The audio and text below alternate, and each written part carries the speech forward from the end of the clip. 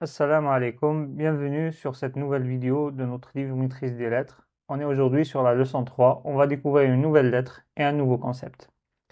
Mais avant cela, on est sur la page 10 et on fait une petite révision jusqu'ici pour faire le point. Donc jusqu'à maintenant, on a fait deux lettres, la lettre mim et la lettre ba. Et on a fait les accents qui sont, le tableau il est là. Donc on a le trait en haut qui donne le son A, ça s'appelle fatha. Le petit neuf en haut qui donne le son OU, qui s'appelle dhamma. Et le trait en bas qui donne le son I, ça s'appelle kasra. Et si on doit bloquer une lettre, on fait ce signe-là. Et cela, ça s'appelle sukun. Et on avait vu aussi la shadda. Shadda, c'est une compression de deux lettres. On va voir plus en détail cela sur cet exercice de lecture que vous avez sur la page 10. On va commencer. Premier mot, c'est simple. Mime avec fatha, ça donne ma. Suivi d'un autre mime avec fatha, ça donne ma. Donc ma, ma. Après, le but de ce livre, c'est de lire chaque case en entier d'un seul coup. Donc on ne doit pas lire ma. On s'arrête un petit peu, on lit ma. Donc on ne va pas dire ma, ma, mais c'est plutôt avec fluidité pour avoir les deux lettres d'un coup.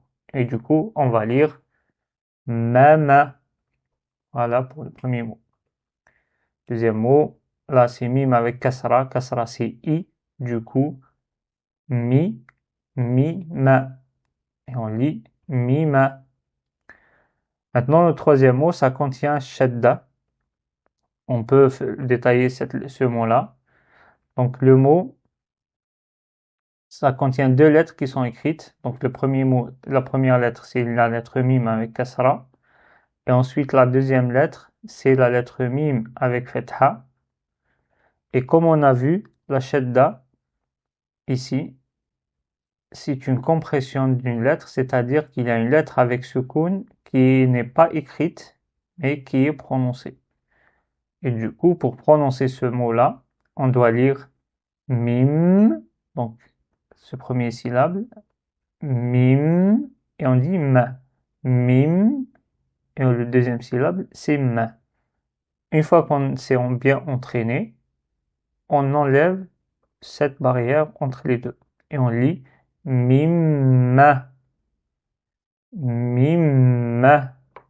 Voilà du coup sur ce mot.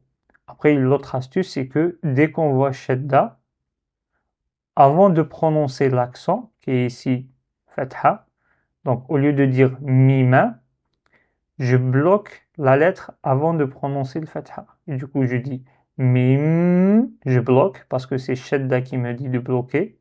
Ensuite, je prononce la fatha. Et du coup, je dis mim, ma. Et en fluidité, ça donne mimma. Pour rappel, les cases en vert, ça veut dire ce mot existe dans le mushaf. Et bravo, on commence déjà à lire des mots du mushaf.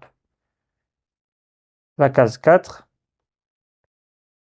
mim avec kasra, c'est mi. Mim avec dhamma, c'est mou. Mimou. 5, donc on a mou et le sukoun après et on dit moum. La case 6, donc là, on fait un petit entraînement. Si j'ai pas shadda, si j'efface shadda, je dis quoi? Ça c'est mi, mi. Donc je dis mimi, mimi. Et là, on a la shadda ici. Du coup, shadda, ça veut dire quoi? Ça veut dire qu'il y a une lettre qui est prononcée, mais n'est pas écrite. Dans ce cas-là, c'est la lettre mim avec soukoun. Donc je lis quoi? Je lis mim, mi, mim, mi. Voilà, du coup, pour la case 6. On va aller, du coup, maintenant, on va aller encore un peu plus vite parce que vous connaissez. Donc 7, c'est mamoumi. 8, c'est mamimou. 9, c'est mimoum. 10, c'est, là je bloque shadda, donc je bloque, ensuite je dis fatha. Moummami. Je répète, moummami. 11, Ma, mou, mim. 12. Mimou, mem. Maintenant, à partir de la troisième ligne, on a ajouté la deuxième lettre qu'on a vue, c'était la lettre B. Et du coup, B avec fatha, c'est B. C'est pas ba, c'est B. C'est pas B, c'est B. C'est entre les deux. Donc c'est B. Ensuite, mim avec kasra mi. Donc c'est bami. 14. Bima. 15. Moub.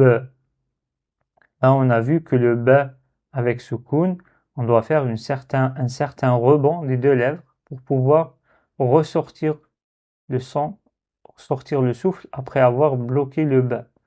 On dit moub, là je bloque et je dois ouvrir après. Moub, moub, ça c'est 15. 16. Bim.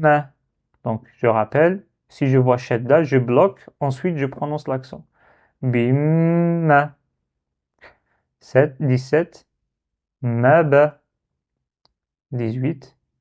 Boumou. Non, 19. Bamoubi. Bamoubi. Donc j'ai bloqué le mime avant de prononcer dhamma. 20. Moubabi. 21. Bamim. 22. Là, j'ai shadda sur le ba. Et là, je dois bloquer le ba avant de prononcer le fatha sur le ba. Là, je pense peut-être un petit peu de détail.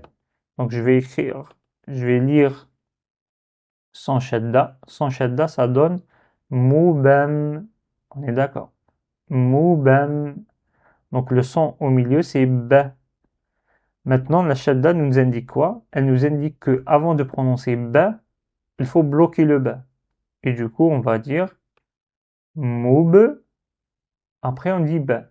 Moubam. Moubam. Ça fait une différence entre moubam sans shadda et avec shadda, on dit moubam. 23. Mabi moub.